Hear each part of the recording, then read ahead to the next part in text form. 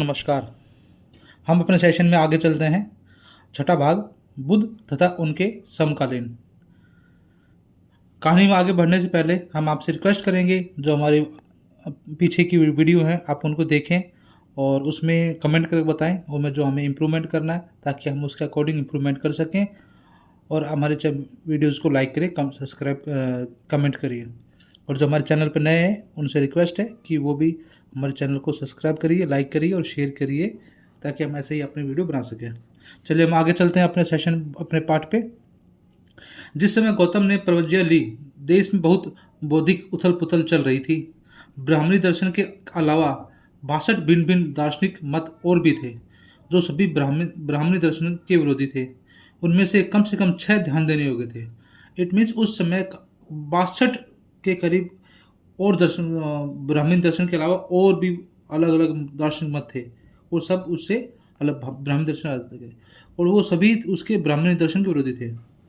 और उन सब में से जब सिर्फ 6 ही थे जो उन्हें लगा कि वो कुछ ध्यान देने योग्य हैं। इन दार्शनिक मतों में से एक का मुखिया पुन कस्पत था। उसका सिद्धांत अक्रियवाद था। उसकी मान्यता थी कि धर्म कर्म का आत्मा पर किसी भी तरह से कोई प्रभाव नहीं पड़ता।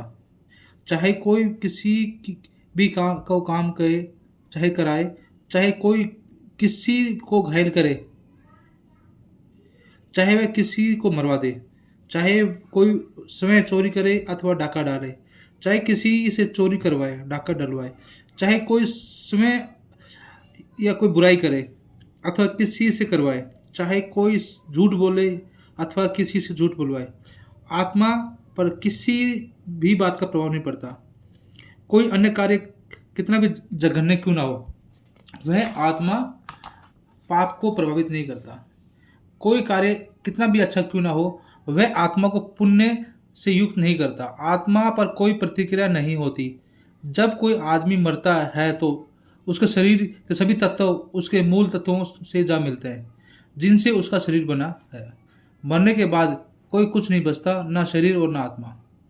एक दूसरी विचारधारा थी जिसका नाम था नियतिवाद। इसके मुख्य उपदेशक का नाम था मखली गोसाल। उसका मत एक प्रकार का भाग्यवादी अथवा पूर्ण निश्चयवादी था। उसकी शिक्षा थी कि ना कोई कुछ कर सकता और ना होने से रोक सकता। घटनाएं घटती है, कोई अपनी इच्छा से उन घटनाओं को घटा नहीं सकता। ना कोई दुख को दूर कर सकता है और ना कोई उसे घटा बढ़ा सकता है। प्रत्येक व्यक्ति को अपने सामाजिक अनुभवों से गुजरना ही पड़ता है। तीसरा मत उच्छेवाद कहलाता था। इसका मुख्य उपदेशक अजित केस कंबल था। उसका मत एक प्रकार का संपूर्ण नाशवाद था। उसकी शिक्षा थी कि यज्ञ और होम में कुछ नहीं रखा है। कर्मों से कोई ऐसे फल अथवा प्रभाव नहीं होते जिसे आत्मा को भोगना पड़े अथवा भुगतना पड़े। न ही कहीं कोई स्वर्ग है, ना कोई नरक है। संसार में आदमी का निर्माण दुखों के कुछ तत्वों से हुआ है। आत्मा उनसे बच नहीं सकती है। संसार में जितना भी कष्ट है, जितना भी दुख है, आत्मा उससे बच नहीं सकती। यह कष्ट और या दुख स्वयं अपने आप अनायास समाप्त हो जाएगा। आत्मा को 84 लाख योनि धारण करने हुए जन्म लेते रहना ही होगा, तभी आत्मा के कष्टों और दुखों का अवसान होगा। इससे पहले अथवा किसी भी अन्य साधन नहीं है। चौथा मत अन्योन्यवाद कहलाता है। इस मत के मुखिया का नाम था पकुद काचन। उसका उपदेश था कि 7 तत्वों से प्राणी का निर्माण होता है।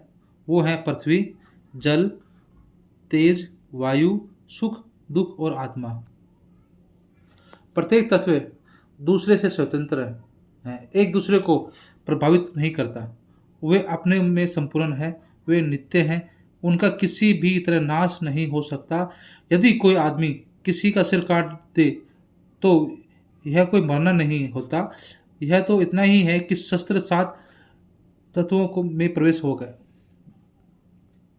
सज्जल बेलुपति का अपना ही एक अलग दार्शनिक मत था।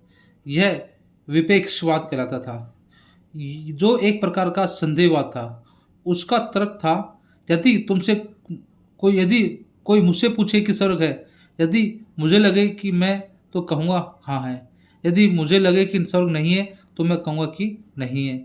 यदि कोई मुझसे पूछे कि क्या आदमी बनाए जाते हैं, क्या आदमी को अच्छे बुरे कर्मों का फल भोगना पड़ता है, क्या आदमी के अनंतर आत्मा रहती है, इन सब का ना उत्तर दूंगा, क्योंकि मैं नहीं समझता कि इसका कोई अस्तित्व है।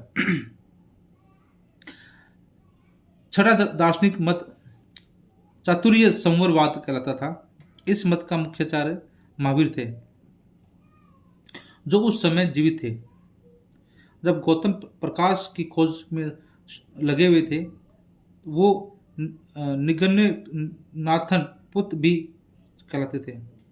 महावीर की शिक्षा थी कि आत्मा को अपने पुराने जन्मों का पाप कर्मों तथा इस जन्म के पाप कर्मों का परिणाम स्वरूप ही पुनः जन्म हुआ है। इसलिए उसका सुझाव था कि तप के द्वारा बुरे कर्मों का नाश करना चाहिए। बुरे कर्मों को रोकने के लिए महावीर ने 4 धर्मों अथवा 4 नियमों, हिंसा न करना, चोरी ना करना, झूठ ना बोलना, संग्रह ना करना और ब्रह्मचर्य का पालन करने के उद्देश्य दिए थे।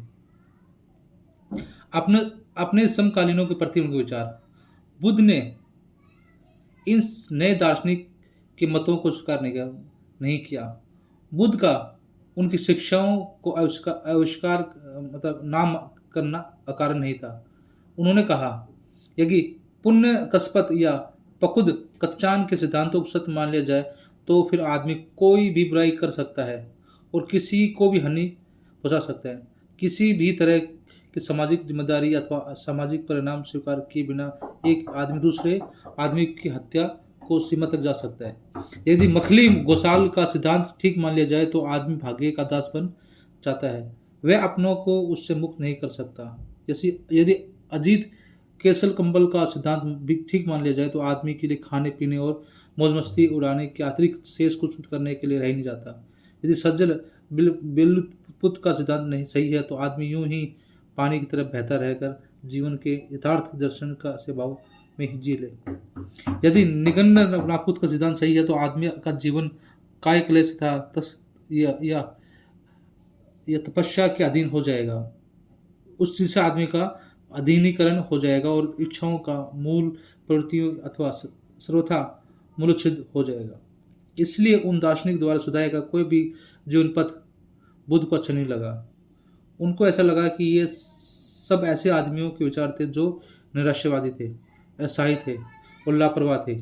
इसलिए उन्होंने अनंत प्रकाश खोजने के नियत्न किया। ये था बुद्ध के विचार जो उसके समकालीन दार्शनिक थे, उनके लिए जो उन्होंने उसको लगा कि उनका जो सिद्धांत है वो है। हम अपना ये कहानी यहाँ पर फिर समाप्त करते हैं। मिलते हैं हम अपने अगले विचार। धन्यवाद।